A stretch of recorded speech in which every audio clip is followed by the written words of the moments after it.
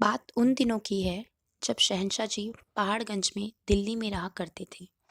एक दिन शहंशाह जी के पास सभी बड़े बड़े तपस्वी संत महापुरुष बैठे वार्तालाप कर रहे थे।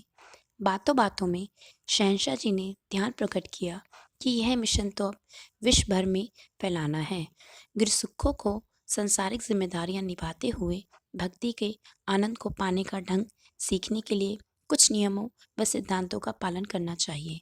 यह सिद्धांत ऐसे होने चाहिए कि पूरी मानव जाति इस विशाल सत्ता से जुड़कर विशालता को प्राप्त हो।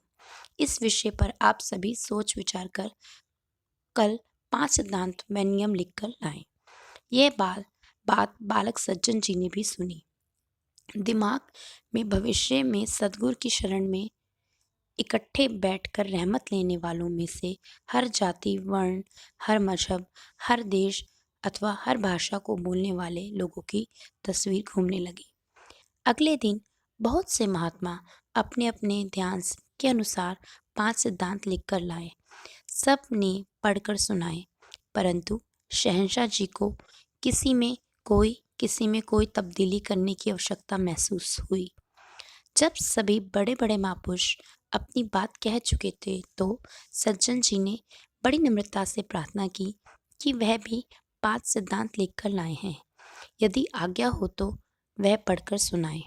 शहंशाह जी के पास बैठे एक महानववी ने कहा, यहाँ इतने गुणवंत विद्वान बैठे हैं, इनके लिखे सिद्धांतों से तो बाबा जी संतुष्ट नहीं हुए।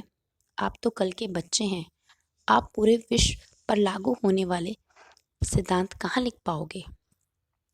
इस महात्मा की बात सुनकर शहंशाह जी ने फरमाया, महापुरुषों, उम्र को नहीं देखो, सज्जन को अपनी बात कहने दो।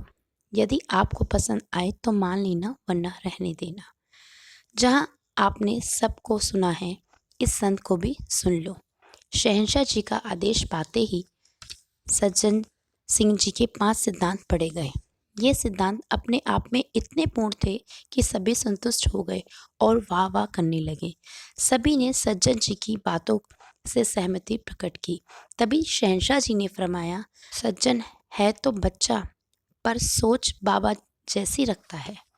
आज से ही यही 5 नियम संत निगारी मिशन के 5 प्रण होंगे और हर जिज्ञासु को ब्रह्म ज्ञान लेने से पहले इन 5 प्रणों को मानकर इकरार करना होगा। इन प्रणों को मानना होगा। यही विशालता को प्राप्त होकर सुखी जीवन व्यतीत करना होगा। इस तरह इन 5 प्रणों के निर्माण का श्रेय भी बाबा सज्जन सिंह जी को जाता है। उसके पश्चात तो आप के नाम के साथ भी बाबा शब्द जुड़ गया। साथ संगत जी, प्यार से कहना।